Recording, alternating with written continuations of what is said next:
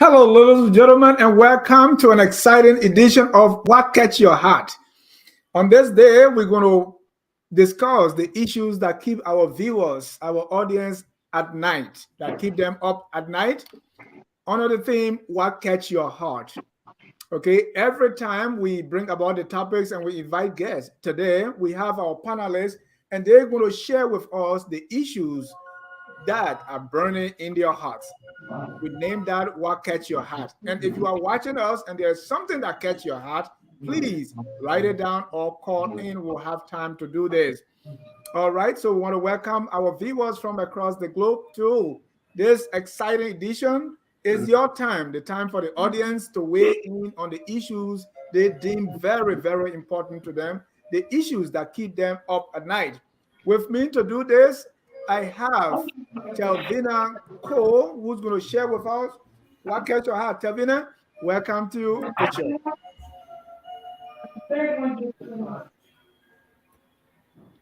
Telvina, I didn't hear you. The pleasure is always mine to be on. Happy Sunday. Thank you. Happy Sunday. Also joining us for issues important to him, Mr. Dempster Yala. That's a progressive in nature, body, mind, and soul. Mr. Yala, welcome to What Catch Your Heart. Thank you very much, Dennis, and I'm glad to be on your platform as usual. And like you said, what is on my heart, I will relay that, and we'll all discuss and share it. But thank you for inviting me. Thank you. Thank you so much. Next, I want to join us from the Lone Star State, Caroline Wallow. Caroline, welcome to the show. Welcome to What Catch Your Heart. Well, thank you, Dennis, for having me tonight, and thank you to our audience, to our Liberians, those that are watching. Come on, let's talk about it in here. What catching your heart tonight, eh? Okay, let's lead the series out. So let's can talk. What all catching your heart? We know plenty things catching our heart in Liberia there. So just see how my finger pointing, plenty things catching my heart, but we'll discuss it tonight. Thank you. Thank you so much. We want to welcome all our viewers from across the globe. What catch your heart is the way we like to say it. You know, there is something that is burning in your heart. Most of the time, there are issues, but there are certain things that are very important to us. And even when you go to bed, they keep you up at night. So we call that What Catch Your Heart. So with what the format and those watching us, we know there's something also burning in your heart. There's something that catches your heart that you want to share with us. Please do so. And as each of our panelists bring forward what catches their heart, we would have time to discuss it. We want to start with Caroline tonight. Caroline, what catches your heart? Well, again, like I said, thank you for having me tonight. when I got the invitation about coming on and talking about things, burning issues, and you said just one thing. I'm like, ready, Dennis? One thing? But anyway, one of the important things for me, like I always say, health is wealth.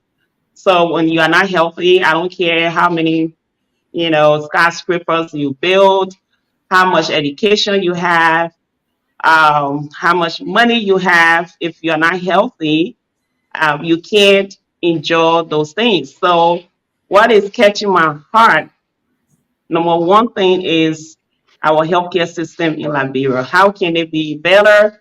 What can we do?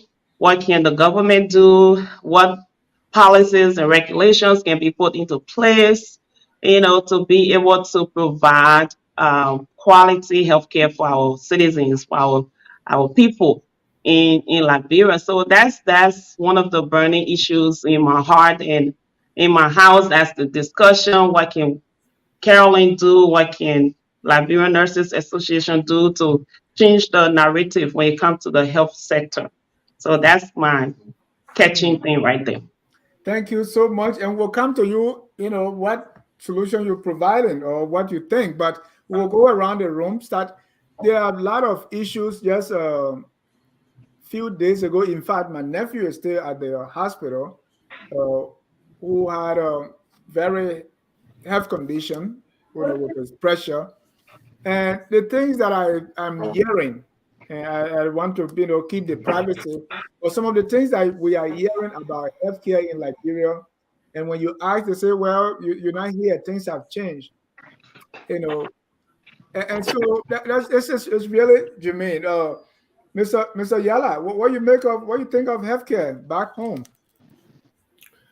Well, healthcare is one of those things, like you mentioned, the healthier a nation, the better, more productive the nation is or becomes. Healthcare is very much lacking in Liberia from all areas, from the counties. For instance, you will hear JFK is supposed to be called a referral hospital. But how many patients, how many other persons are referred from Banga, Nimba to JFK?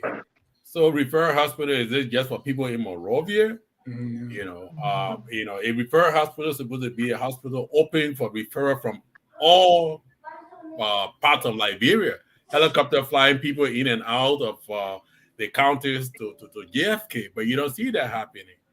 Because first the JFK itself is lacking, in any meaningful sense of the word. All right, the little that people have to do, and I'm not saying that rather to condemn the doctors at JFK. They're doing their level best. Not only JFK, as a matter of fact, but the government hospital. They're doing their level best with what they have to work with. But the support system in terms of the equipment and what they have to work with is just inadequate. So that is a sad situation. Just last week, how you call it? A friend of mine, but actually a mentee of mine. When I was in college, this guy was in high school. He used to visit me on a regular basis. We just sit down and talk because he used to admire me, my work at the university. I heard just last week he died, and of course he had the underlying factor or so that he died from, but he was en route to the hospital. So he died in the traffic. So that in itself, of course, it's another situation there. The traffic condition in the country, a whole lot of people. The four of us on the panel tonight can talk about how many persons we have heard of that died in traffic, en route to the hospital.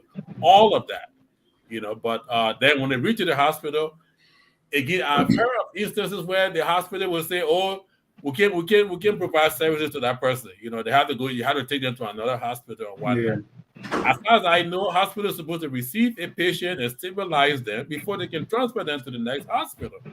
But we don't hear all those things happening. So yeah, the whole health situation in the country is very disheartening. Oh, let me just mention this. A cousin of mine, 5 years ago, died in Bapolu County. I'm from Bapolu, by the way. Died, in Bapolu County. The man went to the hospital. He fell out. He went to the hospital. They treated him for some heart condition.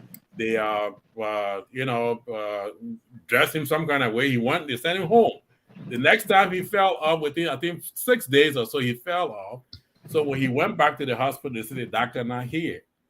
So imagine a whole county got one medical doctor. When the medical doctor is absent, the rest of you on your own. Those kinds of conditions, those kinds of situations, very disheartening. So that's what we are faced with, and more. Thank you. Thank you. If you're just joining us, this is our program, What Catch Your Heart. For Caroline, our first speaker is healthcare in Liberia. Tavi, we've heard of the stories. I was talking to a friend, they said, went to Redemption, and the blood donors, those guys there that are just in the street, right? So they use donating blood as a way of getting something for the day. So they go there in line, people, they feel, they take their blood, and they give them something. And because of that, they treat them like, in fact, when they test the blood and they know that your blood has issues, they're not even going to tell you, say, oh, small ball at eye, let you just sit down there. I mean, so the person who went say, that kind of people we're taking blood from? What do you think is responsible for the poor healthcare, will classify that way in Liberia? I know there are a lot of issues. Oh, if you can unmute. Yeah, I apologize for that. So, having worked for government for a very long time before switching to private sector, tune from the top, everything starts with government.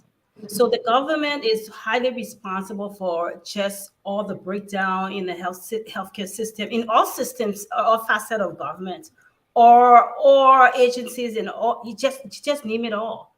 The government sets the tune for everything. So if you're not allocating appropriate resources, you're not training staff, you're not making tools and processes and systems available, we have a problem.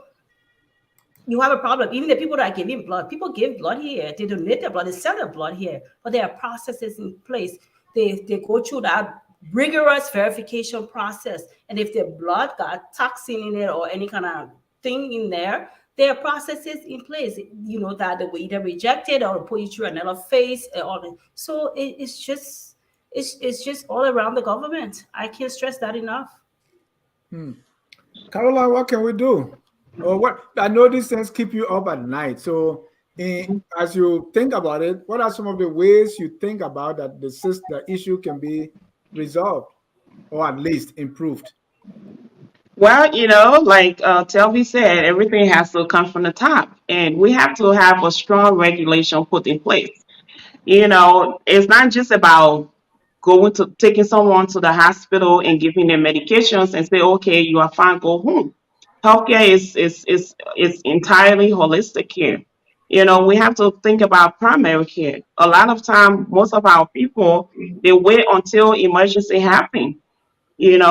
Something that could be managed at a primary care office. We don't have that. First, second, and we need, like, even if, okay, for example, they open this facility in Buffalo the last time it was dedicated. We haven't heard anything yet. Is it open? Are people receiving health care over there? And if they are, what type of health care is being provided? How's the facility? How is it being funded? What resources do they have available? Who are the medical staff, people on staff, and stuff like that? So these are things that people need to look at. If a system, all of the time, every one of us, we come on here, we talk about system because we've gotten outside of Liberia, we've come to another country, we've learned, we've been educated, we have experiences and stuff like that. So we know when we talk about system, it's not just about giving money without any direction. You have to have someone there to allocate the money to the right places in order to be able to get the resources and supplies that is needed to care for patients. Even in the schools, what books are they using to teach these nurses and doctors? So we have to upgrade our nursing schools, the book that they read, because what was okay in even last year is not okay. The scope of practice is not the same. Things have changed. The way how we used to, they will say like, so if you have a patient that has peg tube, use a certain, maybe sometimes we used to use coke like long time ago. No, you don't use coke to put in the peg tube when it's clogged to declog it. The way how you used to insert a Foley catheter, all of those things have changed. Advancement, technology has advanced so much that we need those things in Liberia. You can't continuously get up and somebody opening a clinic down the street and you don't have any regulations. There are absolutely no regulations. So regulations need to be put into place. We need private sector, like in the hospital here, we have JCO, like the Joint Commission that comes to the hospital to inspect what we're doing to make sure everything that we are doing is according to standards. I don't see that in Liberia. So first of all, again, the road, the access to healthcare, affordable healthcare, quality healthcare is not there. Medication, supplies, collaboration between physicians. Healthcare is all about collaboration. Are the physicians collaborating with each other? Who do they have outside? Is there a neurologist? Is there a psychologist that somebody can call? If I have a patient that have neurological changes, who do I refer that patient to? Do we have any specialists in Liberia that we can refer a patient to say, okay, we need you to go see Dr. So and so. We need you to go to the ortho and spine clinic so they can see what's going on with your back to see if you need injection, if you need back surgery, all of those things. So I will just stop there for now. We can talk about healthcare from now till Judgment Day because I know we've all have been talking about system. System is what we lack in system and regulations and the implementations of these things. It's what we are lacking in Liberia. Thank you. So, and there are other issues too, right? That we keep hearing. There was a fellow went to the hospital. I think he had a stroke, one side paralyzed, and when they came to give the drip, right? They were using the paralyzed hand to insert the drip. So I was shocked when I heard that. I'm like, oh, I thought we had the people, except that they don't have the equipment. But I was shocked to learn that there are some people who are not even trained. Training. We also see that medication. The hospital, you go there, they treat you, they give you a list, you go buy medication somewhere, you bring it for them to treat you, right? Mm-hmm. But as we continue to hear, most of the doctors, they have their own private clinics, and they're where all the equipments and medication go. So individuals in the system, or Mr. Yala, are also, bad. What do we do? Corruption and even that the lack of empathy, they're not really caring. In fact, when a woman is in labor crying, they say, oh, shut up, man, who took you there? Those kind of things. Exactly so. And let me just emphasize on that a little bit. One of the reasons, for example, why people go to government hospitals and like hospitals in general in Liberia, even maybe other places or so, but in Liberia specifically, the reason why they go late when the situations are acute is because, like what you mentioned, empathy and how to relate to people and whatnot. Say, for example, a lady in her community all along, they call Ma Yata or Ma Quita, Ma Zo and whatnot or so. That's her no name in the community. She goes to JFK or she goes to any government hospital. They say, "What your name?" She said, Mazo.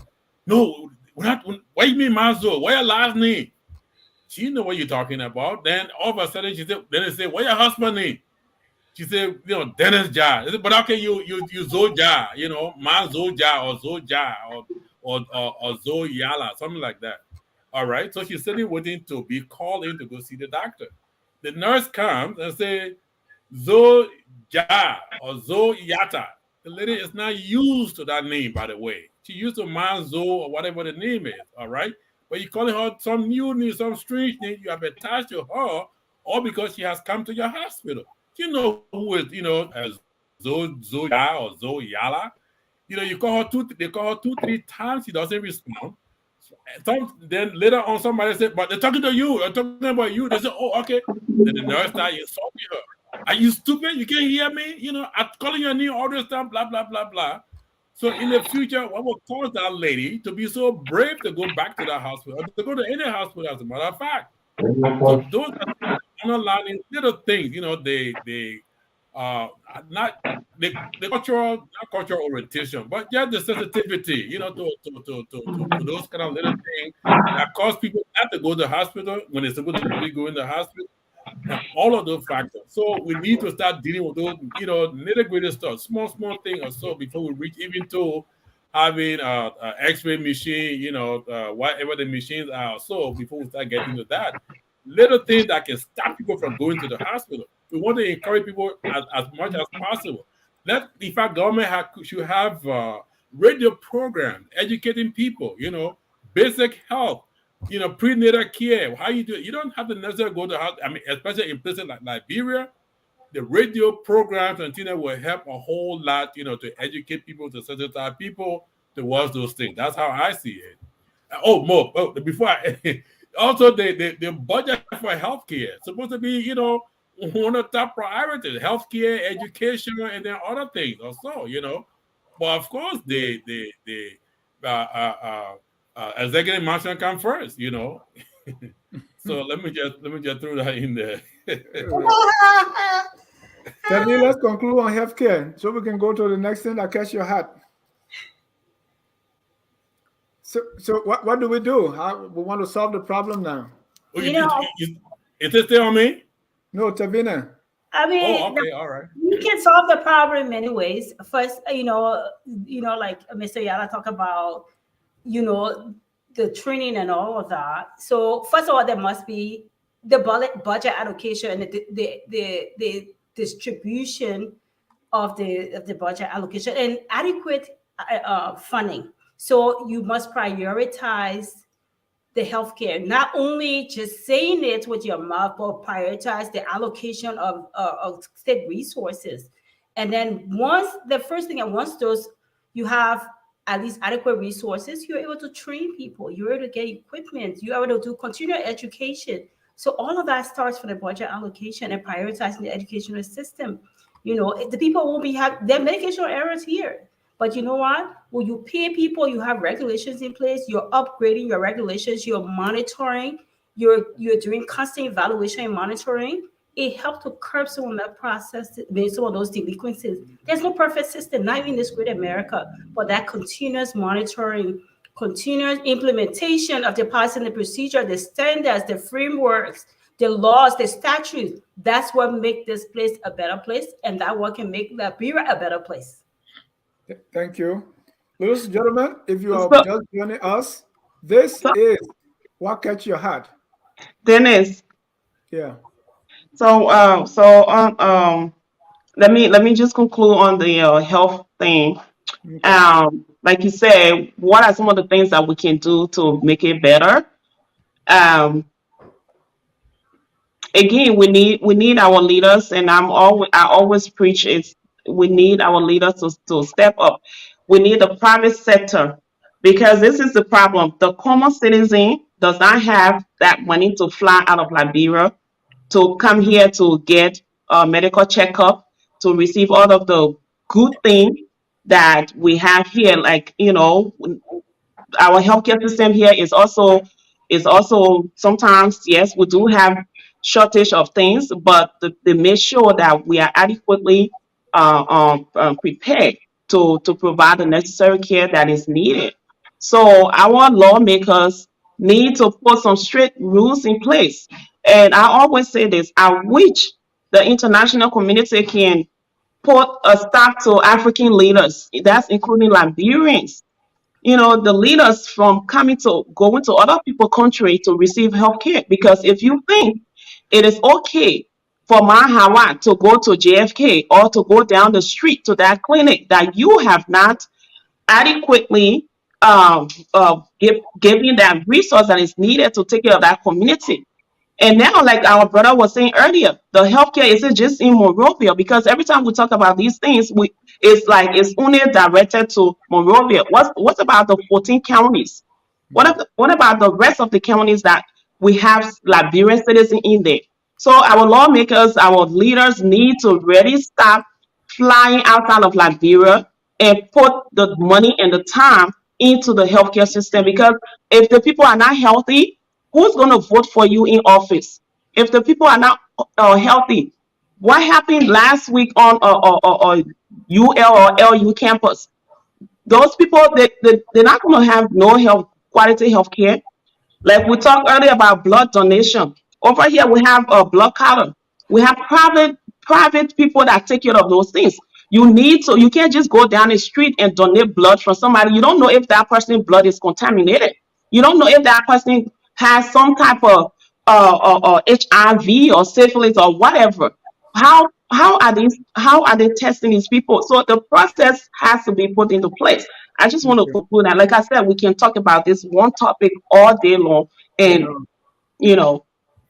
And Brother Dennis, I stopped halfway in my comment because I wanted to give the other panelists a talk, but I think I wanted two more suggestions to add to the healthcare thing, because it catches my heart, and it helps to improve. Like Sister Carol said, before we move on. Yeah. Say that again. No, I said let's exhaust them before we move to the next one. Right. It's all related. Right. Exactly. So in my initial comment, I said, for example, that we needed robust radio program, continuously to educate the people, to sensitize the people about the business stuff we're talking about here. The next thing we need, one of the other things that we need, in the healthcare system in a setting like Liberia is CPR. A majority of the population is supposed to now learn CPR. We don't leave it only with the Red Cross or with the nurses in the hospital and whatnot. But I'm thinking maybe even from junior high school level. High school level, in the sense that they have the better understanding of whatnot. But just imagine for a second, if you educate people from the junior high school level to college level, CPR, basic CPR, first aid. So that first aid, exactly so. So something going on, they don't necessarily have to wait for the doctor, the nurses to come in. They can begin some process to save people's life. I can just imagine how many persons have died in Liberia, because of the lack of trauma. Yeah. Yes, all this kind of stuff. So that's one thing I needed to add, and some other thing I wanted to add, but I forgot. But that's fine so far. Yes. Right. Yes. Oh no, no. The third thing is mobile health. In a country like Liberia, where JFK is the premier hospital, all other hospitals and things that are secondary and whatnot. So, and like I mentioned earlier, how there is this stigma. You go to the clinic or you go to the hospital, you can't speak English. One of people shouting at you, almost like denigrating you and all that kind of stuff. You need mobile people to go from county to county, from village, not from village, but town to towns and whatnot, to be treating people. So government needs to invest in mobile health as one additional factor to help improve the health situation in the country. Thank you. Thank you. So let me come back to you, Mr. Yala. What catch your heart?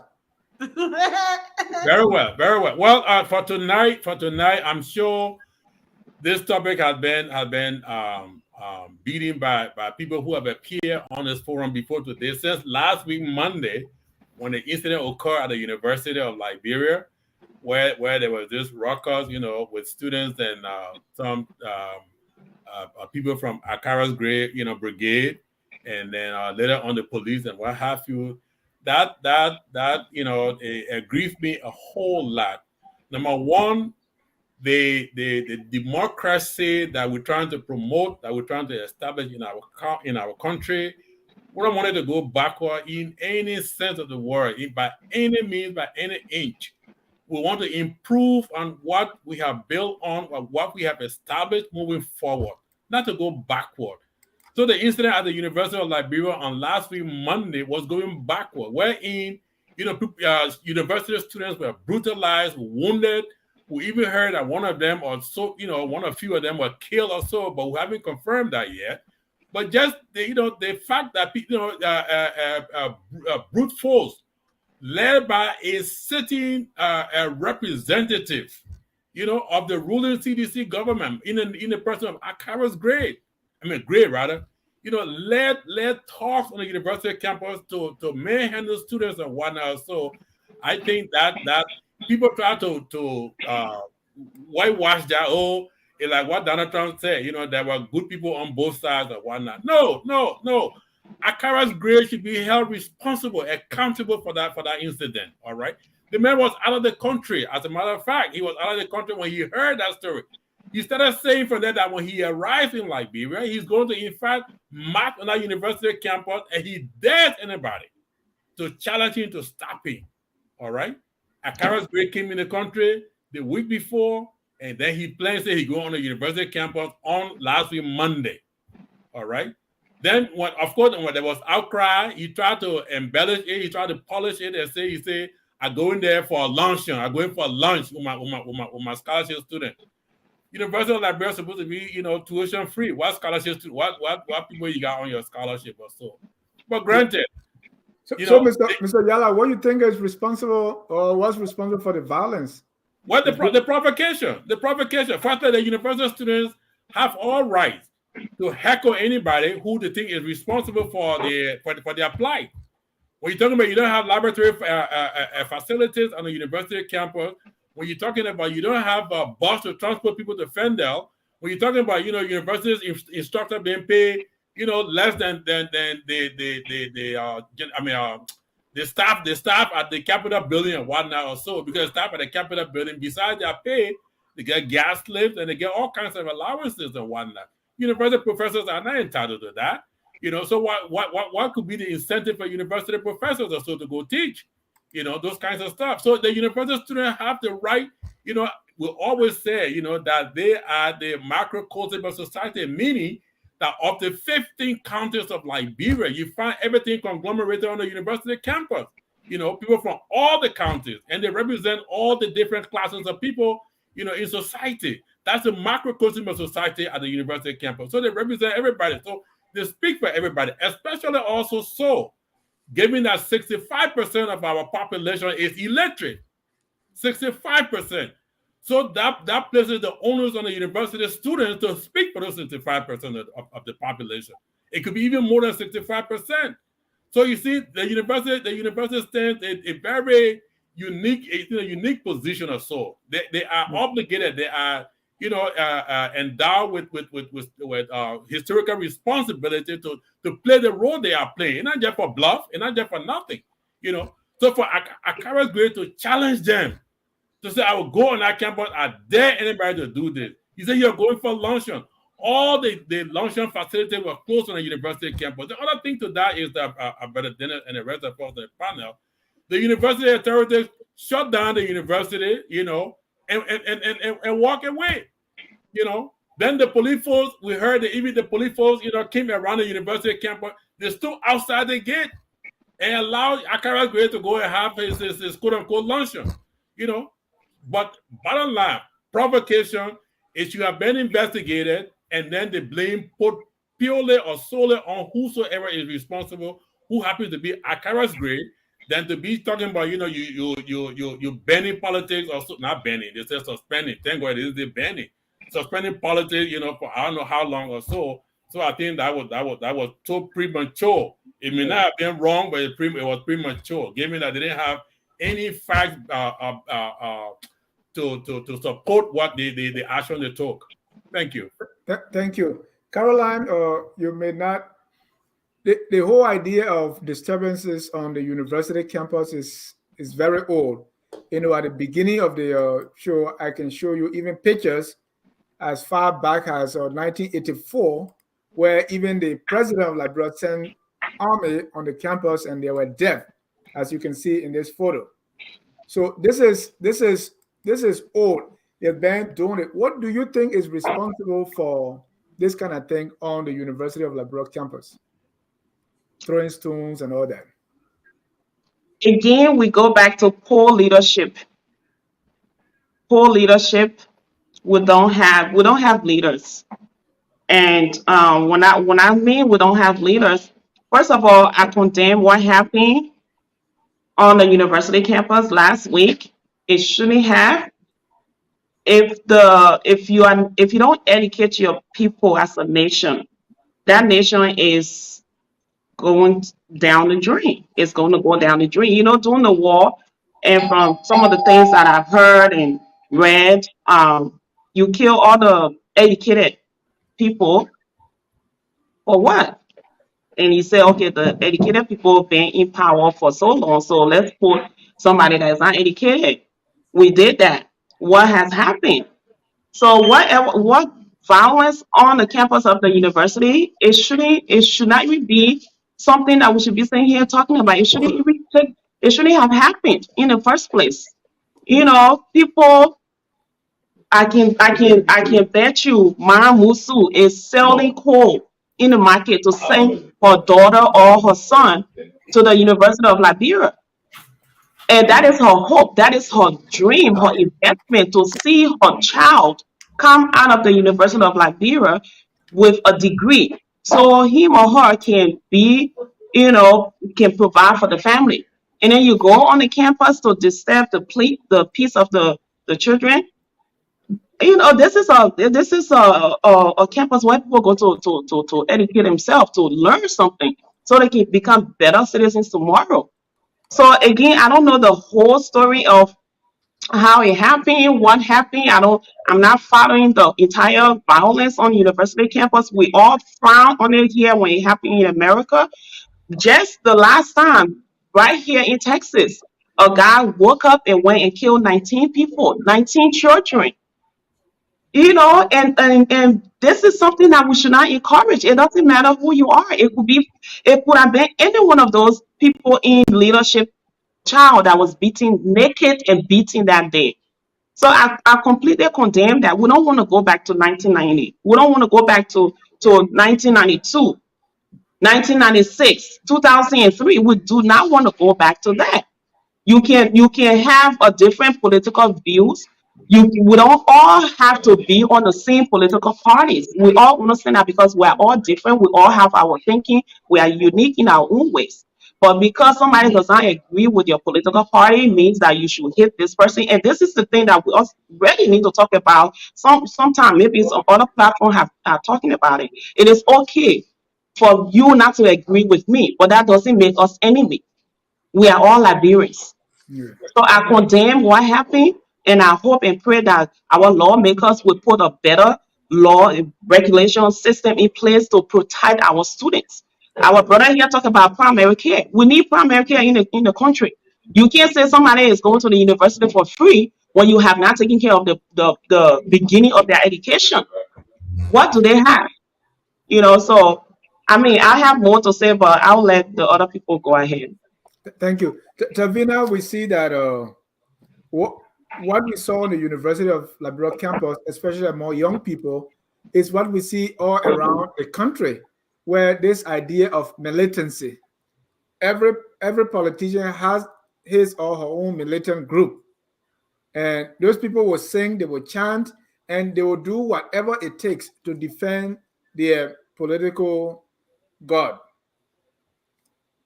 So this thing is not really unique. It's like around the country. What's your take? What you think is responsible for this, and specifically the violence on UL campus?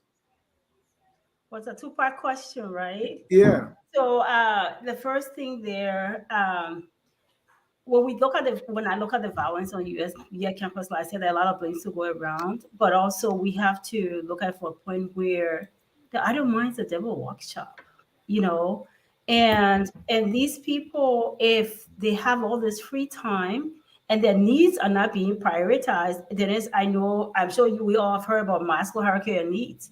If their needs are not being prioritized, which is the basic education, then anything will occupy them.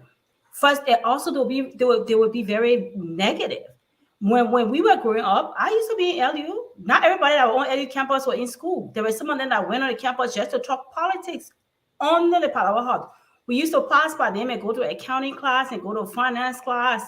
But the vast majority were there to learn. Is it the case now?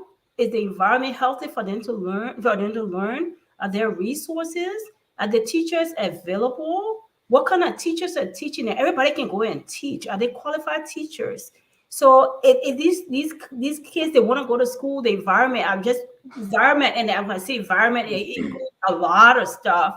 I'm not going to go down the list of what it includes, but I just name a few. If those basic needs are not being met, they will rebel. It's like our children at home. If they keep telling us they want certain basic things, mommy, I want this toothpaste, my toothpaste is finished, and we cannot buy now a minimum of dollar store toothpaste, and we're telling them, oh, just brush your teeth with water and go out, we're gonna rebel. This may not be a good example, but that's just common human mentality. If you don't, if you don't give them their needs, and if feet are not being heard, most of all, for basic things, they're not asking for much. They're asking for a better learning environment and to be heard, for the basic needs to be heard and met. And it's not they will rebel. And then you got the other people on the other hand who should be lawmakers, be in the house implementing and amending laws, manipulating them, taking advantage of their vulnerabilities, and using them to score points and to be champions. So the problem, there are a lot of problems there. But again, it goes back to for resources to where it needs to be. We need to prioritize the education sector. This is the generation of the young people. So they're just wasting away. They're wasting their way. Piggyback on what Mr. Yala said, when I saw a picture days later with Akara's Gray and Yeke hugging and kissing pretty much, and like nothing happened the day before, I was upset because I said to myself, look, they use the people's children for their own selfish gains, and yet they are unapologetic, unremorseful, and doing foolishness, and taking this thing to be a cool thing. This is not what lawmakers should be doing. They're not even setting good example for civil society or for civil, for civil servants. That's not the role of civil servants or for people in leadership. So, Tabi, before you conclude, most of the time, the students on the campus, and Mr. Yala can correct me if I'm wrong, they are not calling for better academic conditions. They are not calling for, libraries or labs, or to have their curriculum on par with areas like, other schools in the sub-region. Most of the things they are calling for are all about government and who should be appointed, who should get this job, and corruption in government and all that, right? Because that's the environment we've created for them. Everybody. Are these priorities misplaced? Well, there are misplaced priorities. There's in anything that we do, there's that percentage of people that just want to be spoilers, that have no purpose, they're just there. So, but the vast majority of the population want to learn. But the other group that just there for party mandate, again, they're taking advantage. So the people taking advantage of their vulnerability, they've given up in life. They feel like, oh, I need to be, carry the party mandate for me to get a job or for me to get money in my pocket. They have to shift priorities now. Do I go to school, or do I carry the party mandate to get $5 to feed my family? What is the highest priority now, given the situation in Liberia? I was telling somebody the other day, I said, when we were in school, when I came down from the mission, resident to even in my 12th grade, I was doing summer job. And so I was working in Liberia.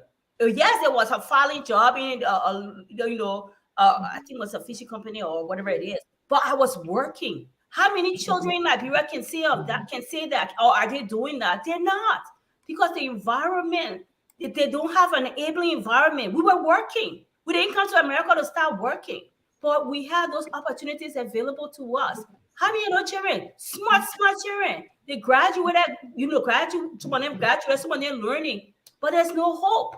And so when somebody comes to them and say, come do party mandate, put a beret on, do munya for 2 hours, I'll give you $20, they will take it, because at the end of the day, there's food on the table. Some of them already got children that they didn't plan for, so that other thing that can go to their little wife and the wife and the children. So it's all around a sad thing. But I think, again, the government cannot do everything, but at least the government can create an enabling environment, putting, again, the tax dollars where it needs to be. And that includes giving them the necessary resources, educating them, and telling them about the future. Yes, you have that percentage that want to carry party mandate. You can't do everything. They got a percentage of people here. With America being the greatest, They still have that percentage of them that don't seek the opportunity. They're standing to the sidewalk begging for money. They're living on drugs. But that's not the vast majority of Americans. We who know better, we do better. We look for those opportunities, right? Thank you, Tavi. But Brother Jack, can I come in for a second? Yeah, let me welcome Mr. Randolph Glee, talking about student leadership. He was a former student leader on the university campus, representing student. Mr. Glee, welcome to What Catch Your Heart. Thank you so much, Mr. Jack. And as I was listening, finally, your voice is not clear, Mr. Glee. Fix that. Let me go to Mr. Yala. Has you fixed that? There's a. Thank you, Brother Dennis. And just to continue my comment on why the university. You asked, whether the priority was misplaced. I don't think it's misplaced. University students, by the way, besides the fact that people look at them to be 18 years old, but they are adults and they are all adults. They know how to calculate. They know where to place blame and where not to place blame. They know where the blame for their current situation is coming from. When you hear, for example, that this person has been indicted, or not indicted, but accused of misappropriating government resources to the tune of $1 million, $2 million, and whatnot or so, then nothing happens to the person. Then you see that same person riding on the university campus. Is that not irking enough? Is that not aggravating enough? That's what the university students are responding to. All right. So it's not something arbitrary. It's not from space. They know what the problem that they are faced with. The lack of this, as I said earlier, the lack of laboratory facilities, the lack of incentive for the instructors, the lack of field trips. When I was in at the University of Liberia, we used to take field trips. We went Firestone, bomb mines, and whatnot. I was in agriculture college. We have all those opportunities. But I bet anybody now, $500, nobody can tell me they've taken field trips to go anywhere in recent years. Why is that so? Because the university is broke. The university doesn't have the money. How can the university doesn't have money? Because people are embezzling the money. People are misappropriating the money or so. Quite recently, 3 government officials were indicted for pilfering government resources and whatnot. Then you see one of those persons on university campus. If I was there also, I would be sitting on his car. So that the university student heckled that person. Similarly, so with other people too, who the government or other people accused of misappropriating public funds. The university student, as we always say, they are the conscience of the Liberian society. They heckle the person, vice president, whoever. So they will heckle you once you are corrupt. Mind you, there are also other people that from the government that have gone on the university campus. Nobody bothered them. Nobody, touched them or harassed them or heckled them or so. Because they are free. People know that they're doing their best. All right? So the onus lies with those people who are corrupt, refuse to change. They want to shortchange the university and all of us. You will be heckled. Thank you. I think the cost is just, if I may add, I mean, we all can stress that the cost is just. I think sometimes the way they go about it, banking state property. I frown on banking state property or hitting people in as much as they're embezzling, they're doing fraud, they're doing corruption, but it gives you no right to bank on government property or hit government official. That's a felony here. And so how bitter we are, how upset we are, we have to have some sort of restraint. I'm sorry for calling, but I disagree. That's the source of your anger. The car you're riding, the property that belongs to you and whatnot is the source of your anger. So you have all right to go after the souls. You can go, but how does it give you the results that you need, though? Well, it's a lesson for other people who are watching, to learn from that, and they know how to behave themselves. Oh, okay, Mr. Yala, let's a full disclosure. Mr. Yala is a former student activist. I can tell. and Mr. Yala, where were you on 1984 during the famous move or be removed? I was on the university campus, but I was one of the lucky ones. Right. Because that afternoon, I went on campus. I used to live in Jalatan, by the way. I went on campus in my slippers. So at some point, I decided to just, excuse myself to go down Jalatan and change from slippers to sneakers or something. then I heard all. I mean, it was just very fortunate for me, and you can say that, So I heard this shooting and whatnot, people running, helter skelter or so. I was just fortunate, but I was on campus that day. I had graduated, by the way. I was not a student on campus, but I went there to express solidarity with the students for the same reason. But what we see now, we didn't see it before. Like most of the time, the university, whatever they were doing, were restricted to the campus. Right now, students go as far as in the street to protest. Right, people go around and throwing stones. I personally didn't witness any of that. So what has changed? People are now singing the rebel song. Anybody say no, Yeka, we treat them like dog. Exactly. What happened? Before we came on air, Brother Dennis, I'm sure you remember the answer, the response you gave, that people are product of the society they live in.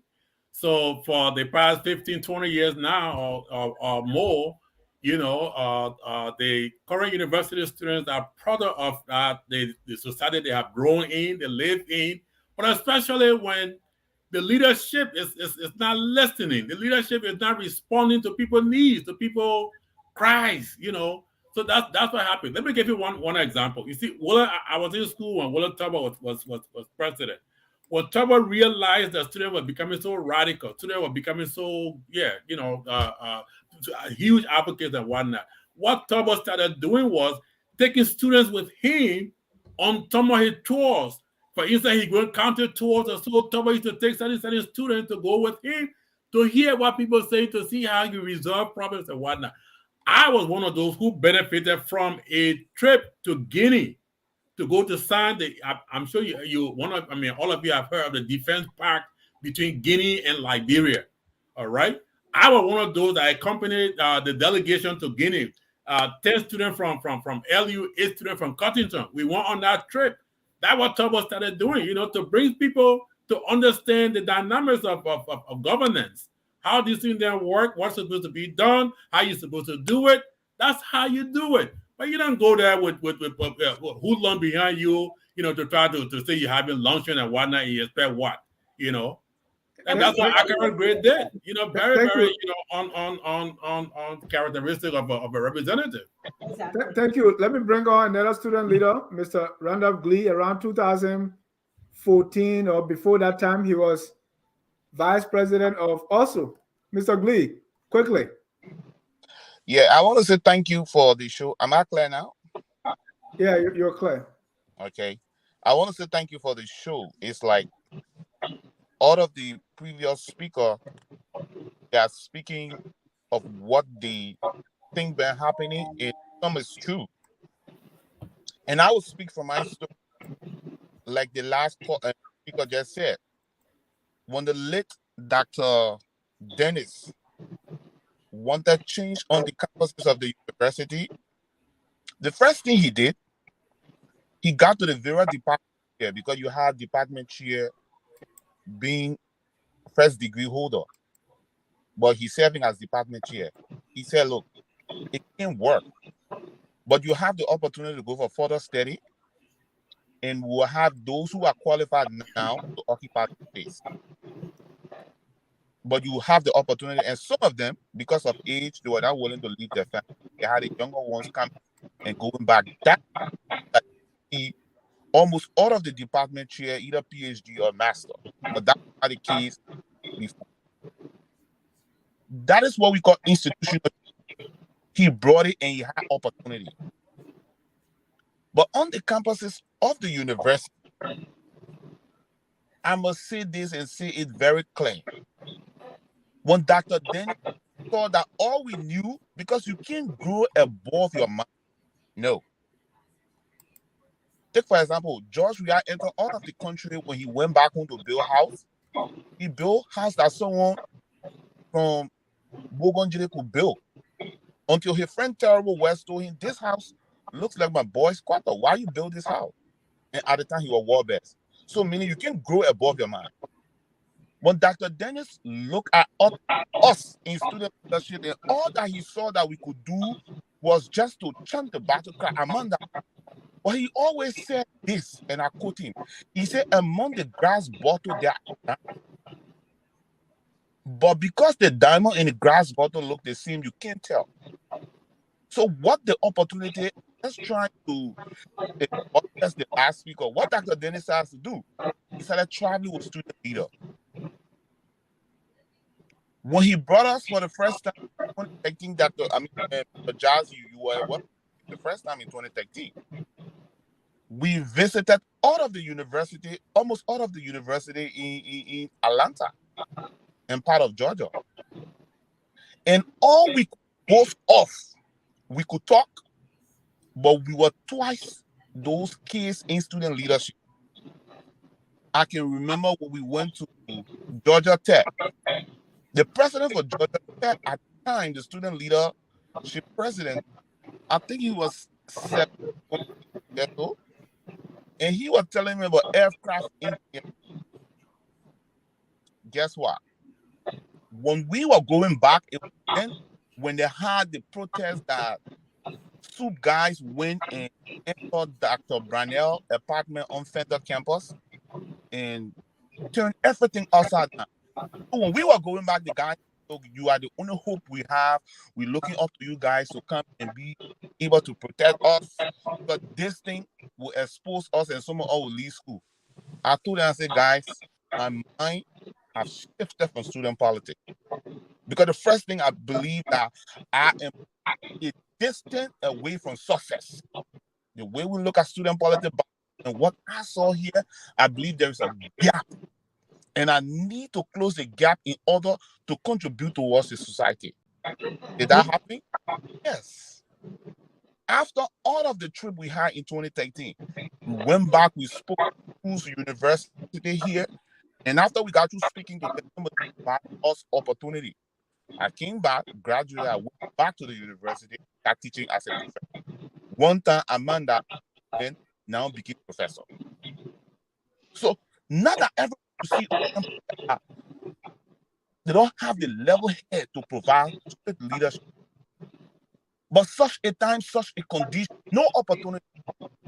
See what is happening now? Some of the guys you find in government now, these are people we tutor, and they still need help. But because they can shout the loudest battle cry, they are now given opportunity in government. Let's take, for example, in a personal home. You have about 3 kids in the home. And the one who will be that make all of the eating and nothing negative about him in the home. You don't give him gift. But the troublemaker in the house is the one receiving gifts all of the time.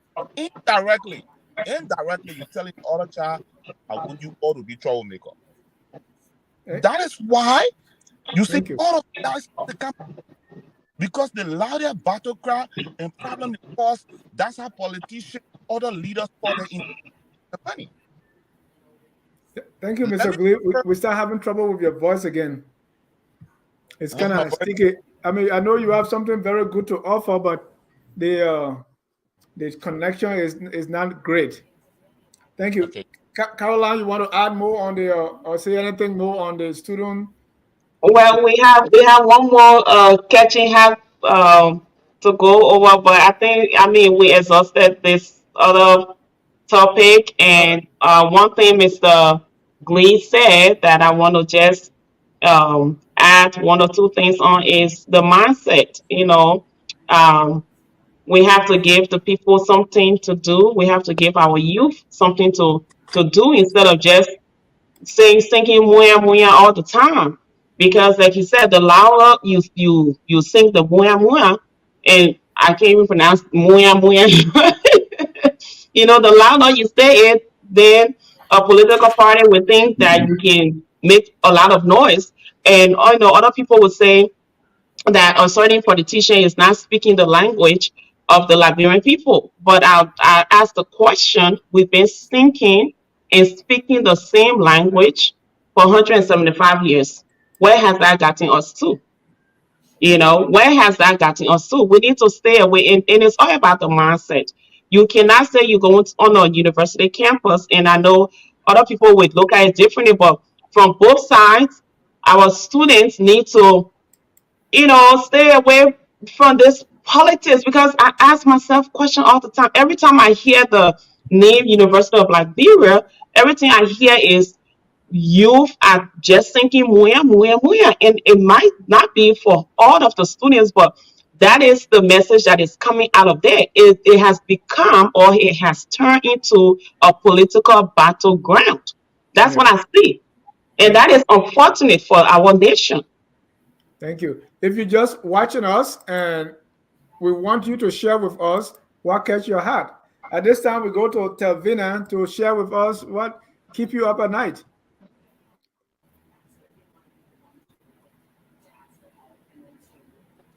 Certainly not keeping me up, but concerning. But a couple of concerns though. But let me. I think we're exhausted a couple of them. But as I read the paper this week and listened to the legislative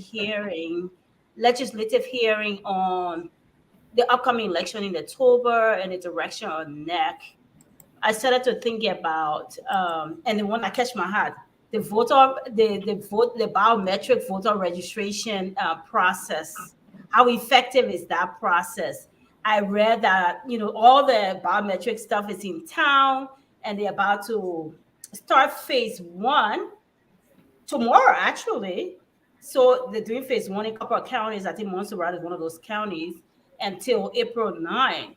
And I have a lot of concerns about it, especially using biometric system in that environment.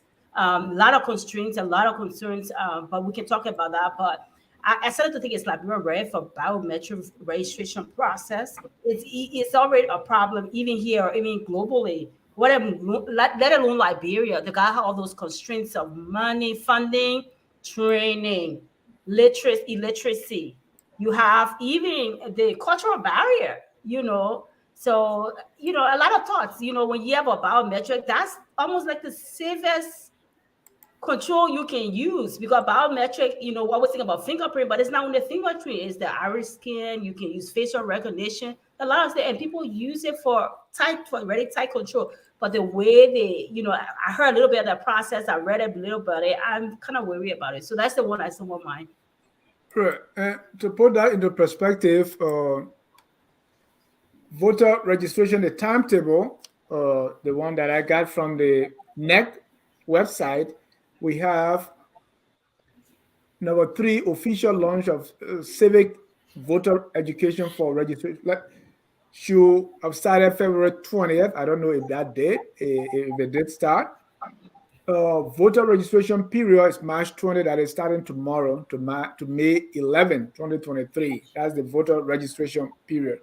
So before that, we should have number 1, accreditation of party agents from Jan 23 to March 10. That means it should be, and observers for IVR, the period for the publication of voter registration centers, the official launch of the civic voter education for voter registration.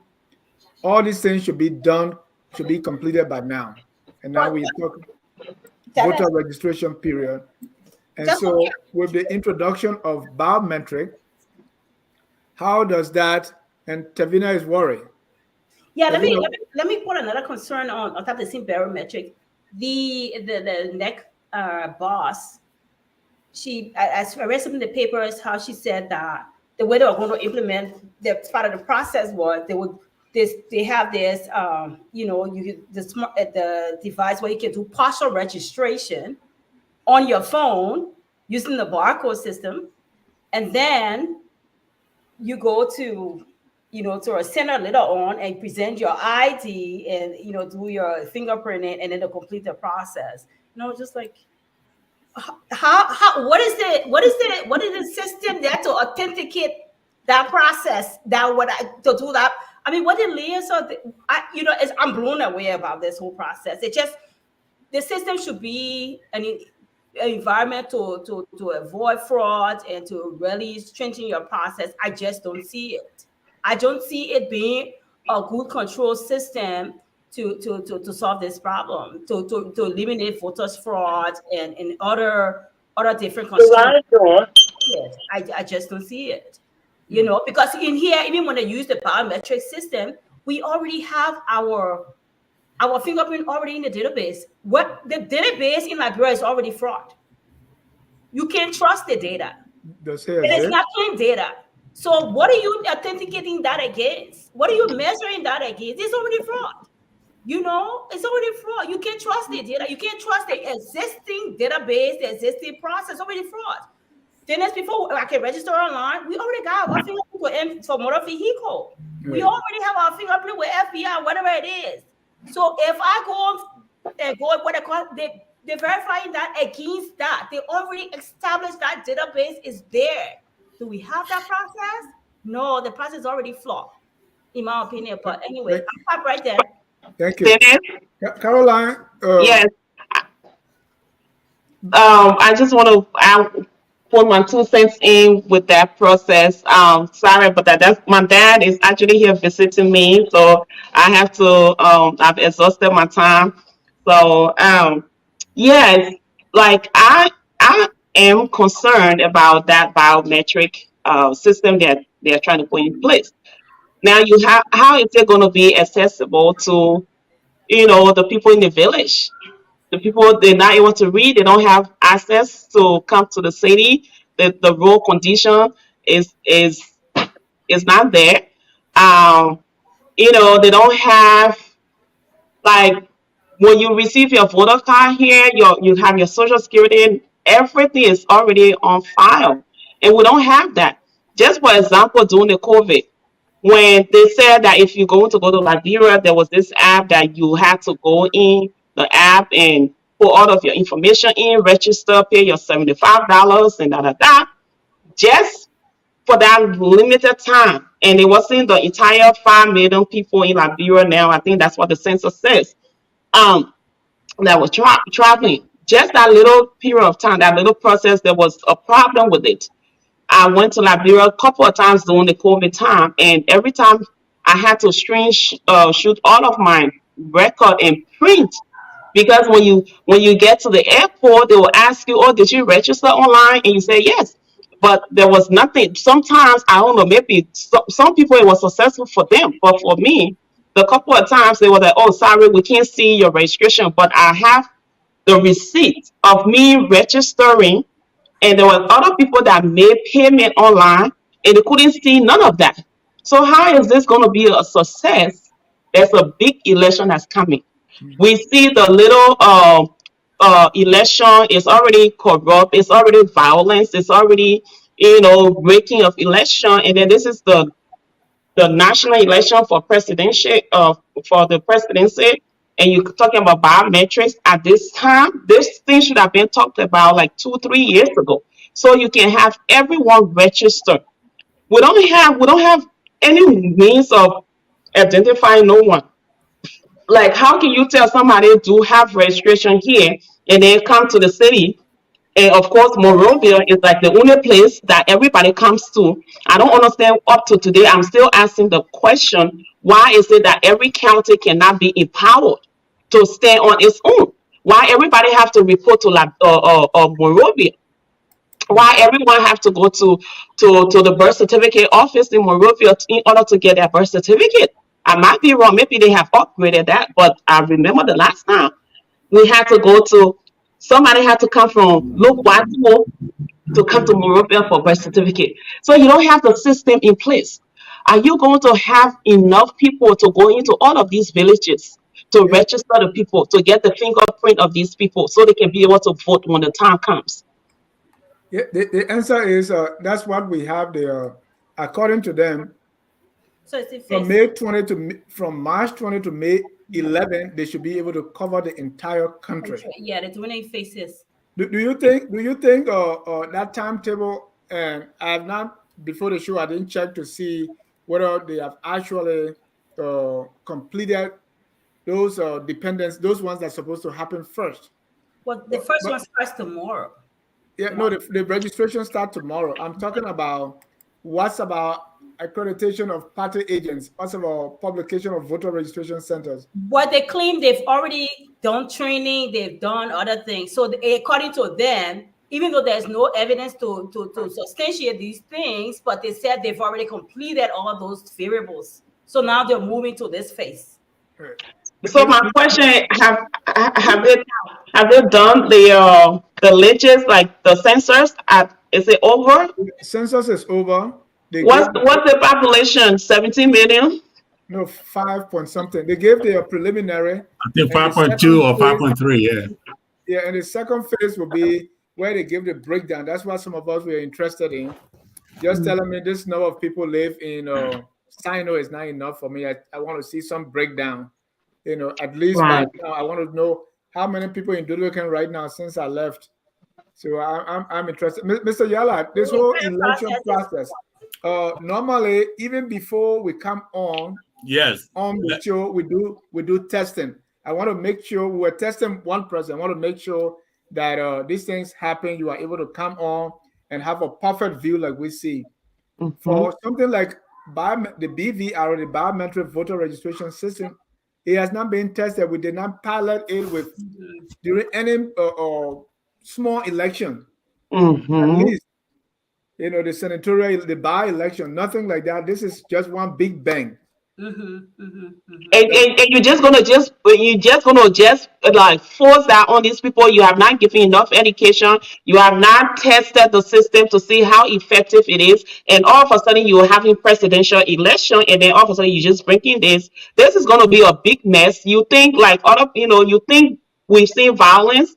This is gonna be a big mess. And I hope that our people, the chairperson for NEC, will revisit this. I hope it's not going to come now because you need time. First of all, you don't have electricity in the country. I think 7% of people have electricity. They say LEC is there, but how effective, how strong is LEC? So the biometric needs electricity. People are using their phones in the hospital to do procedures. Yeah. But Dennis, if I may come in, Yeah, sure. from what I do know, from what I'm hearing from my co-panelists or so, this is what you may call a Big Bang theory, whatever that means. But I'm saying it to say from let's start from the census. In the history of Liberia, this is the first time that whether it was Minister of Planning, we used to have those days, or legis now, you have them also to conduct a census, and the whole thing has been so a brouhaha, from the beginning to the end. Nobody is pleased with the census result. Thousands of people are coming out to say that they were not counted. I conducted census before. I was a census enumerator. I was a census supervisor in Liberia in the days. This is the first time ever that people conducted census in Liberia, and the end result is that people are so not angry, but it's not fair. So now we go to this election registration or so. How can you register 3-4 counties? Forget about 3-4 counties, but you register semi-literate people in 19 days. No room for error to correct yourself, and why not move forward? Why not 19 days? You're done with those 3 counties or 4 counties. You go to the other county for another 19 days or so. What are we headed to? So this whole thing is so unfortunate that people who are helping us, to help ourselves with their money. The election alone, you're talking about some $20-some million. $20-some million. It all go to waste because at the end of the day, nobody will accept the results. Nobody will accept the results. Even if we win, if I win, Taiwan Gongo will not accept the result. I'm just kidding. I mean, you have every reason not to, though, because the process from the beginning to the end is already exactly so. That's what I mean. That's what I'm talking about. The So from the fact that beginning, people- the whole thing is set up for failure. Right, So right. what are we working towards? Just another crisis? It's The fact that unfortunate. It's people- unfortunate. If you are watching us and something catch, please call in to tell us what catch your heart. We have for 15 minutes to close. So tell us what catch your heart. The number is on the screen. So it is not the biometric alone, right? There are more questions on even the timetable. Yes. Before then, there was supposed to be voter roll cleanup. These things are not done yet, but hopefully, if there were good biometric system, that would have corrected that problem, right? But we don't have the voters cleanup. according to the neck boss, there is a backup paper system. So in the process, if there's problem with the BVR, we can resort to paper, manual. That defeats the purpose of the system. Why use the system? It's already the process is not effective or efficient. You know, you just open room for just problems, for fraud and everything else. You know, So what can we do? We need to have the election. I mean, we can go back to, like, everyone is moving forward. Unfortunately for us, and for us Liberians, we always find ourselves in this situation. We so reactive to everything. We don't plan well, and then when something happens, we always trying to find solution instead of putting preventative plan into place. You can't just tell me, Caroline, come and use this insulin pen when you haven't tested it before. In the healthcare, before we even start using medication, it has to be tested, and it takes process, it takes time and years and everything. Is it effective? What are the percentages? What are the side effects? What are the benefits and stuff like that? You can't just give me something that has not been tested. So with that, we have to go back to the old way we've been doing election until maybe in the next representative or senatorial election, we can use the biometric system when there has been adequate process plan and testing put into it to see, okay, how effective it's going to be. Because mind you, we have a ruling party that wants to stay in power. If this thing does not work out well, and another political party thing say that the election has been rigged, then we go back to 1990, and we don't want to go back there. And I'm sure many people, Liberians, don't want to witness what we witnessed back then. So to avoid the violence and the killings and everything, I think the boss for NEC needs to rethink this. And I just want to end here. Sorry, guys, I have to go. My dad is, he's been here for an hour visiting. Before you go, when you say rethink it, what you want her to do? I want her to not approve the biometric system. We are not ready for it. Liberians are not ready for the biometric system. She's already approved it. And it's not a one person decision, but she's already approved it. Wow. I mean, I agree that the people have to pick their battles. What is in their best interest? Right. The opposition to doesn't want to delay election, but there are legitimate reasons why things need to be postponed. And postponement doesn't mean it doesn't happen. But so exactly. The process is more tightened, and then the result can be rely on. We can trust the process. We can know that it's credible and it's fair for all. But that's the idea of having biometrics and good system. We talk about the testing. But before we get to the testing, we have to play well, Dennis. You know that. You know what we do. And effective planning is important. The people, they don't even know about the system, especially in our culture. We're reading about biometrics in Africa, just globally, African countries, most of all, and some other countries. But the people see it as a means of like witchcraft. Somebody want to take my facial recognition, go to voodoo with it. Exactly. Education that's needed. Yes. Somebody want to take my thumbprint to go get me to medicine. Man, you think that smart teaching you gotta do to those people to convince them about the benefits, and you think that 15 days gonna cut it? No. And then you take my fingerprint, but now while you come for election, there's no light or there's no electricity. How can you reconcile that to the existing database that you took it that you put it in 2 months ago? You broke the screen already. You broke the screen already. But if I may add this, guys, here's a greater gloom, which is that even before all this process started, a few months ago or so, the chairman of the election commission, Mr. David Etta, whatever Lastana or so, whatever the name is, she has been indicted by the commission on corruption. All right, LACC. So no, she got no credibility to even hold that office any longer. So who would trust the outcome of an election under her leadership? So it's so sad and unfortunate. That's where we get this whole exercise is just in futility. It's not going anywhere. Nobody would trust the result. Nobody will accept the result. Yes. Under David Etter's leadership, no way. And then we have grown ups that sit in office that have traveled and have experiences and stuff. And then every time, international community come to our aid. No, these people have bigger and better things to worry about. Why can't we get it right? We have all of everything that Africa needs, everything that Liberia needs is right there. Why can't we get it right? So if I may come to that let me bring in our callers because time is, I don't want to keep you too long. Let me say something that's related to this. In the neck defense a little bit. Samuel Eto'o opened his big mouth and said that he would give the people certain allocation a certain time in phases. For the first disbursement should have been on the 15th.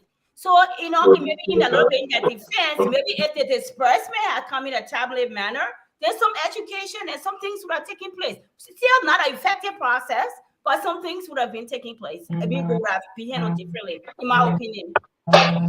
Right. A lot of money issue has been a big issue too. I think they have not even gotten half of what they put in for. Right. Let's take some calls here. The first is Elvis Morris. Elvis, what catch your heart? Thank you, Mr. Jar, and hello to your panelists. Like I said, one of my comments on the YouTube, I think what catch my heart is, I don't know if that's a word, but the lack of competition, real competition within the political sphere in our country, especially within the opposition. We take a person like Alexander Cummings, who a lot of us thought was so capable of really making a good run at this thing. And so far he's been so docile, he's been so dormant, hasn't been really making any push in terms of making inroads with the voting population. It's disappointing. As somebody who sympathized with the government, I really thought he was going to be somebody that was going to give Weir a run for his money. And it's been so disappointing. I've been thinking about it. I said, but what is this guy doing? And now we're hearing some of his surrogates changing their tone, looking for a VP slot with Boyka. I mean, it's just embarrassing with all the resources that he has, all the experience that he has, for him to be so ineffective. It's embarrassing. What you want him to do? Yesterday in Atlanta, he was having a fundraiser dinner. You're having a fundraiser. Okay. All right. Yeah, we haven't seen anybody added to the CPP. The problem is you'll see more political parties added to the CPP. Okay. He could have went and got Cassell from a party. Could have went and got some smaller parties to add to his coalition, but he hasn't done that. No movement on his part. But quickly, before I get up the line, the other people coming, I want to disagree with Mr. Yala on 2 points. The first point what he said is the student rights to damage other people's property and harass them. I think that's wrong. I think maybe he's coming from his former student, activism days. But that's absolutely wrong. And I think Tavina checked on that. And then lastly, when you talk about the chairperson of the election commission, whose job is it to put fire to the government's feet, or to take that person to court and establish that they're not a fair referee and they shouldn't be in this position? It's the opposition. This is supposed to be a neutral person. If you feel like you're being disadvantaged by this person being there, you're supposed to take your complaint to court and challenge this person's eligibility to be the National Election Commission chairperson. But the opposition is not doing any of that. So they're just sitting there waiting to lose in October and then complain that it was rigged. Thank you for taking my call, Mr. John. I appreciate it. Thank you. Let me respond to that very quickly. Let me go to the next caller. We just have 2 callers. Let's call it this because I really gotta go. I'm sorry, right. But okay, I'll stay 5 more minutes, please. Let me take the next caller, Mr. Yala, and then you can come in. The next caller here is GS Kamu. Mr. Kamu, what catch your heart? Yeah, good evening, Mr. Shah and the panelists over there. Hi, Come on, what neighbor there? Well, like Elvis said, I've always told you guys whenever I call it this, we don't have opposition in that country. No, let's talk about what catch your heart first. Okay, what catch my heart is first of all the whole photo thing is more awareness. Number one, educate the people how to register and what they're going to do and all the things. Number two, like Caroline said, the system over there, it doesn't work. During the COVID time, they say you register in America here, you pay online, and you go to Raw Fee, they pull your information, and you go through. When you do all of those here, you go down there, it's zero. You have to do the process all over. They got some small app out there. They have to go through it, and you pay. Again, throw your money through the losers from America here, you pay online. Then, before even the 20, or during or before the 2020 election, they asked NET to just clean the voter roll. That they have still to do. So even if the voter roll was clean and the biometric system went, we can go back to our old system, but the people refuse. So it is said that Samuel Twe is the one that decides. Just imagine the government put in, election commission put in 91 million for the budget. Samuel Twe look at it and said, no, we can give you 91 million. We give you 51. 51, they come to 33. The 33, they have not paid the people here up to yesterday or day before yesterday when the people at the Senate, the lady complained, complained that they have not received the money up to that time. So, with all of these things, the people sit there, we don't have the system, it is set up for failure and chaos. So the refusal of the opposition to even talk about it, I don't agree with Evan always, but today I agree with him. The opposition sit over there. At the end of the day, when Ned called George, we are the winner, then people start getting it. Who said the people say they don't want it? They don't want problems. People are happy that when problems are so they go good, people property that they're seeing now are looking good. And if the CDC officials sit over there think that when the people go to loot, they will jump water, they miss it. The people going to loot every good homes in that place. Even though they got a second home out of America, but the one in Liberia, they have the target. The same people who standing around there doing the munya are the people that know what in those homes, they're going to go there.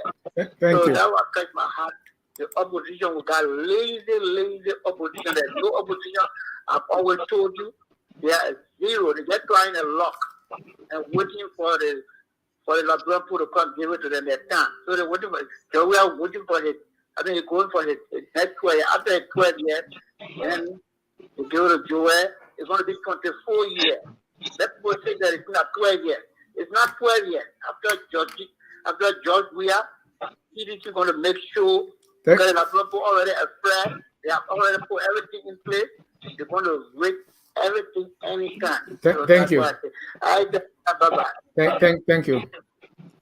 Now can I respond now? Yes, please. Very well. I forgot his name, but the brother who Evan Morris. Yeah, you just asked me for saying, that people had the right to sit on people's vehicles or so. In the struggle, whatever symbolizes people's oppression, people react against it. They react towards it. All right. So it may not be the individual themselves or so, but if it is vehicles, if it is structures, buildings or whatnot, they will burn it down. You didn't have problem with people burning things down. You should have problem with people first creating the condition that led to the burning those things down. That's what should matters to us. That's what we should try to correct and put in place. What caused people to burn down things? What caused people to react the way they reacted? Okay, so not the way people reacted, but what made them to react that way? That should be. Mr. Yala, burning things down. That's a crime. Well, yeah, as I said, it's reaction. It's reaction. It could be revolution. Is that justified? But two wrongs does not make a right. Those people that went to Washington January 6th, they are getting indicted. They are paying for what they did at the White House. So two wrongs does not make a right. No, I'm not saying I'm not a philosopher. I'm a realist. I'm just saying that people react to situations, given what is on hand. All right. People will burn down buildings, people will burn down cars because they see those as symbols of their oppression. So it doesn't matter what. But you see, that's why we're teaching them and we're trying to educate them about the importance of them. No. What I'm saying is that's why a lot of every one of you guys here on social media and talking, educating people about voting rights. So if you're saying that these people are suppressing you and it's making you to react in a certain ways, then go to the ballot box and vote the people that you think will lead you. And again, children, students have every right to be on campus to learn. Nobody should go and disturb the education system of these people. I'm not saying what was done to them was right. But again, Thank you, a Carolyn. two wrongs does not make a right. So Dennis, can I please take my leave? I think, Yes, please. Yes, you can leave. Thank you so much for coming. Dennis, at the core of what Mr. Ayala was saying, I can sort of agree because at the core, I think doing a root cause analysis on the problem on the campus. Yes, we have to look at it. I still believe that enough blames to go around, but let's do a root cause analysis why these kids are still doing what they're doing, or even doing it on a larger scale now. So I think it's a good thing. It's something that the government needs to look into is stop and now pockets of them using these children, taking advantage of their vulnerability. Thank you. Just to be, Mr. Glee, I know you've been in and out. So quickly, what catch your hat for the next 5 minutes? Yeah, what catch my hat is just what happened on campus of the university. And I can tell anybody the students were nowhere wrong. The students did nothing wrong because I attended. Thank you, Brother Glee. I attended the University of Liberia and no campus. $15 Liberian can make you student on UL campus. $10 copybook in your pocket. There is no ID card. So who knows? Akara's Gray entered the campus with entourage of extended militant. He brought the guys from Booster Quarter and everywhere. Where in this world a lawmaker has 3 responsibilities: lawmaking, oversight. Which one he was performing on the campuses of the university to say that's a learning environment for research and learning and other purposes? Is that where you have lunch? If Mr. Akara's Gray feel that the campus of the university is meant for lunch, why did he took his wedding reception in Paris? He never had it on Fender. But Mr. Glee, Mr. Gray was responding to something. So why can't we go further backwards to see? I want to also respond to that. So is he saying that student responding to corrupt official was wrong? But let's correct that too now. What you mean responding to corrupt official? That's perception. They perceive this guy has been corrupt. He's not being indicted or found guilty of any form of corruption. Oh, it was just newspaper report. Including Serena Cephas? Let's start with Howie. No, let me start with Cephas. Yeah, Cephas, that's an indictment from US. Our court system did not. So he has also been indicted by US Treasury. Yeah. So look. But let me can I have Brother Glee there a second, Mr. Jack? Can I have Brother Glee? They are the consciousness of the society. We raise this flag about issues. But what if you are not fair in raising this flag? Should we just sit there? Brother Jack, let me have Brother Glee for a second. Can I come in? All right, thank you very much. Government inability or government refusal to investigate all these quote unquote allegations, charges and whatnot, to bring them to full conclusion, to find the person not guilty or guilty, all these things lead to frustration. Don't they see or hear that?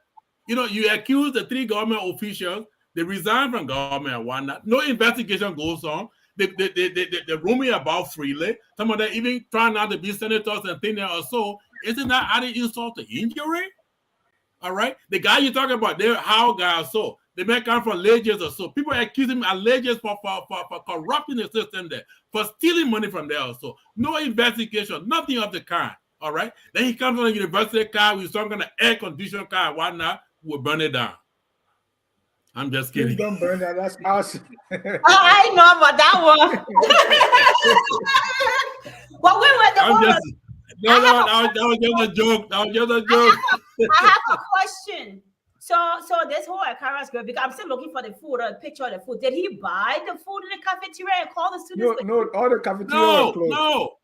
So all social services on the university, the whole university was closed. That's one other thing the university and he went there of. to eat, and he went there to have lunch. It was closed. Then he had to take himself out of there. He should have gone there in the first place. He never even arranged with the people who he said he was going to have lunch on with. He never arranged it or pre-arranged it with them. The university authority, he never pre-arranged it with them. They didn't know the mayor was coming. The mayor came from Jalatan, by the way, from Plum Call. Is that how you come to luncheon at the university campus? Look at the way he came. Look at the way he came. Gangsterism. Then people want to say he had right to go there. He's sponsoring students. That's not how Akara Gray or anybody supposed to appear on campus.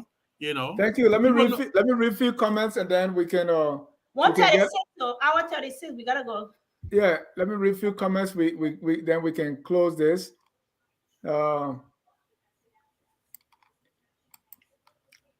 Abby Tyler say, "What catch my hat is for you guys, so please watch my show on Abby Tyler's Healthy Living page Tuesday at 7 p.m. I play Abby. We'll watch it. We'll share it. Brother Bimba said, Mr. Jack, can you remember what Charles Taylor told the former election commission or G. Henry Andrews in 1997? I don't remember, my friend. Francis C. Wilson said, correct, Mr. Yala. Mr. Jack, there is such a thing as civil disobedience, and that leads to this. It's often the lack of proper behavior on the part of the government and its officials. Thank you.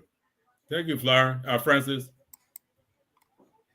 I don't think Francis is agreeing with you to burn down the cars. Babla Collins said, booing an official is a form of freedom of speech. There was nothing wrong with the U.S. student booing Howie. They didn't just boo him. One of them hit him, and they were hitting the car. Wow, yeah, the booing, the jeering, that's okay. That's okay.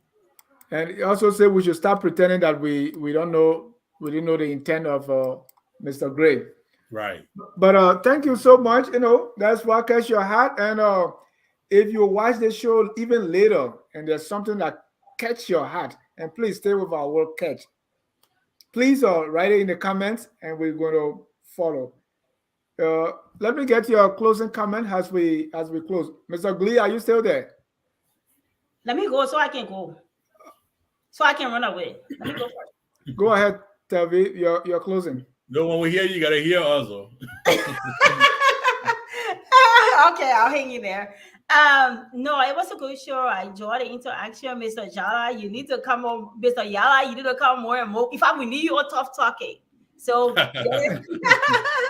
I know it was a good engagement. Thank you. I think government officials and other people, even in leadership or aspiring leaders, can take some tips from here to do better. And always focus on Liberia. You always deliver, and so I thank you for your time. Thank you, Mr. Yala. Thank you, Brother Ja, and Ms. Talby, as a regular on the show. I want to thank you all for accommodating me tonight. I love these kinds of opportunities. It's all geared towards us making Liberia better for all of us. At my age now, I tell colleagues and friends that I'm ready to retire to go home. But when you hear all these kinds of noise, not noise, but what is happening back home or so, it makes you afraid. It makes you not sure of wanting to be ready to go home. All right, that's number one. Number two, as I said earlier, if the government was investigating all, even if not all, but most of these, things that come up to conclude whether the person is guilty, not guilty, the person is punished, not punished, and whatnot, it will not lend to it will not give to all the kind of things that we see today. Thirdly, and I'm saying all these things hastily, but this is very important.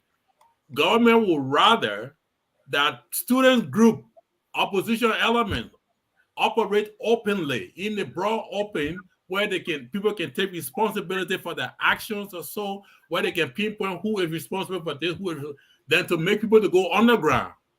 When people go underground, it becomes more dangerous for all of us. So I pray that government, all these things about banning student politics, doing this, doing that, whatnot, government would rather see people open or operate openly than to see them go underground. Thank you very much. Thank you. Let me also say Tuesday, 10 reasons to see the foot doctor. 10 reasons to see the foot doctor with special guest Dr. Maya Atta on 321. That's milestone. That's Tuesday at 7 p.m. Eastern on Happy Tyler's Healthy Living. You don't want to miss it. 10 reasons why you should see your foot doctor. I want to watch that too. Well, thank you again for coming and sharing your Sunday evening and night with us. Until then, we play the song that says we are all Liberians. Whether you believe that heckling and booing and even smashing the cars are a form of civil disobedience or not, we are all Liberians. Let us all work together to make our country the glorious land of liberty. Have a good night and God bless you. Thank you. We are Liberians.